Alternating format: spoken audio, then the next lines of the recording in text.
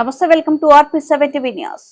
ఏనుగు బీభత్సంలో వ్యక్తి మృతి. కొమరంభీం జిల్లా చింతలమాలపల్లి మండలంలో బోరపల్లి గ్రామంలో అల్లూరి శంకర్ ఏనుగు దాడిలో అక్కడికక్కడే మృతి చెందాడు.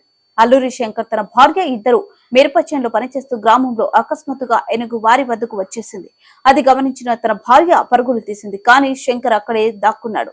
అది గమనించిన ఏనుగు శంకర్ పై దాడి చేసి తనను అక్కడికక్కడే చంపేసింది. కొమరంభీం జిల్లా తెలంగాణలో మరుపు ఎన్నడూ లేని ఈ సంఘటన చూసి ప్రజలు దిగ్భ్రాంతికి గురవుతున్నారు. మరి ఆయనకి చంపిందా పోదాం అక్కడ